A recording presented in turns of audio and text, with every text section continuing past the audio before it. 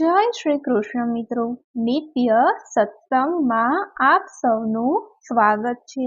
આજે આપણે સાંભળીશું પુરુષોત્તમ માસ કથા અધ્યાય 7 પુરુષોત્તમ માસ તથા આજની વાર્તા।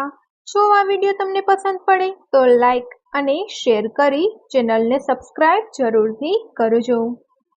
આગળના અધ્યાયમાં આપણે જોયું કે મળમાસ અને શ્રી નારાયણ ભગવાન શ્રી કૃષ્ણ પાસે ગોલોકમાં મળમાસના દુઃખનું નિવારણ કરવા માટે જાય છે। ત્યાં તે શ્રી કૃષ્ણ ભગવાનને મળે છે અને મળમાસ તેના દુઃખની વાત કરે છે। તો હવે આપણે સાંભળીએ અધ્યાય 7 પુરુષોત્તમ માસ। ગોલોકપતિએ કહ્યું, આ દુઃખીનું દુઃખ દૂર કરવા તમે જે કષ્ટ લીધું તેનાથી તમારો યશ વધશે। જેનો કોઈ પતિ નથી તેનો હું પતિ છું। મારું નામ પુરુષોત્તમ છે।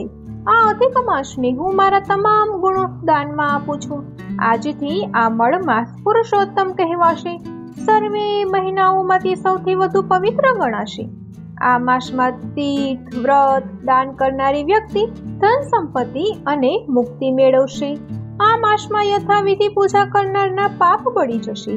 ઠંડી ગરમી અને વરસાદમાં તપ કરનાર યોગી કરતા પણ પુરુષોત્તમ માસની પૂજા કરનાર વ્યક્તિ જલ્દી મારા ધામને પામશે।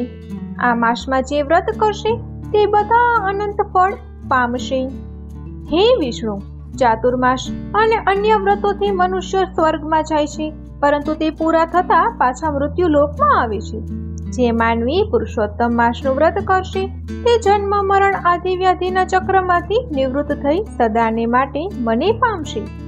આ સામાનું યથાવિધિ વ્રત પૂજન કરનારાઓની ચિંતા આજથી મારી છે।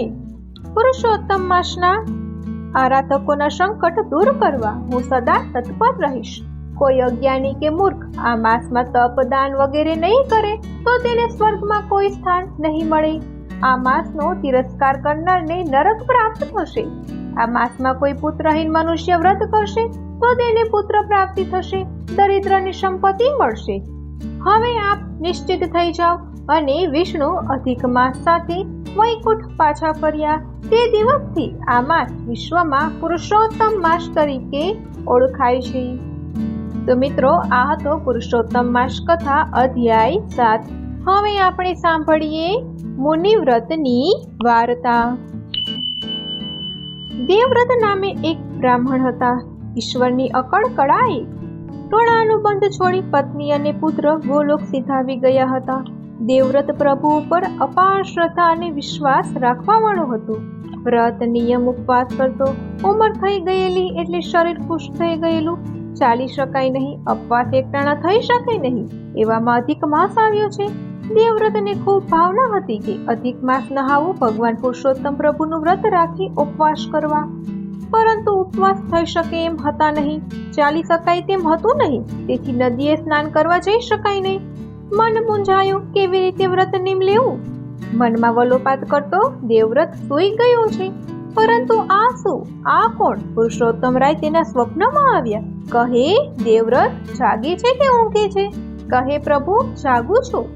ભગવાન કહે, તારી ભક્તિ અને ભાવના છે કે મારું વ્રત કરવું, અધિક માસ નહાવું, પરંતુ શારીરિક નિર્બળતાને લઈને તારાથી થઈ શકે તેમ નથી। પરંતુ તું દુઃખી ના થઈશ। એક સમય ભોજન કરજે અને ત્યારે મૌન રાખજે। બને તો આખો દિવસ મૌન રાખવાનું, કાંઈ બોલવાનું નહીં। મૌન રહીને જ સર્વે કાર્ય જે થઈ શકે તે કરવા। મૌન રહીને મારા નામનો જપ કરવો। જ્યારે સૂર્યનારાયણ અસ્ત પામે પછી રાત્રે તારા દેખાય એટલે એ તારાઓના દર્શન કરી મૌન વ્રત તોડવાનું અને બોલવાનું કે ઢમ ઢમ ઢમ ઢોલ વાગે, વાગે ઝાલર થઈ, ગોરજી તો આરતી ઉતારે, હાથમાં ઘંટડી ગઈ। ધ્રુવજીના તારા ઉગ્યા, સપ્તઋષિના તારા ઉગ્યા, સર્વે મુનિઓના તારા ઉગ્યા, પછી અમારા મૌન છૂટ્યા। આટલું બોલ્યા બાદ તારે ભગવાન પુરુષોત્તમ રાયની જય બોલવાની, મૌન છોડવાનું, ત્યાર પછી ભોજન લેવાનું। આ પ્રમાણે મૌન વ્રતનો મહિમા અપાર છે। આખો અધિક માસ તારે આ વ્રત કરવું। આ ભગવાનના કહેવા પ્રમાણે દેવવ્રતે 30 દિવસ સુધી મૌન વ્રત કર્યું। છેલ્લે દિવસે પુરુષોત્તમ પ્રભુના મૌન વ્રત પૂર્ણ કરી ઉજવણું કર્યું છે, દાન દક્ષિણા આપ્યા છે, બ્રાહ્મણોને ભોજન કરાવ્યા છે. આમ ભગવાનના કહ્યા પ્રમાણે વ્રત કરવાથી બ્રાહ્મણ અંતકાળે પ્રભુના વિમાનમાં બેસી ગોલોક પ્રભુધામમાં ગયો છે. બોલો પુરુષોત્તમ રાયની જય. તો મિત્રો, આ હતી મુનિ વ્રતની વાર્તા. જો આ માહિતી તમને પસંદ પડી હોય તો વિડીયોને લાઈક અને શેર કરી ચેનલને સબસ્ક્રાઇબ જરૂરથી કરજો. જય શ્રી કૃષ્ણ.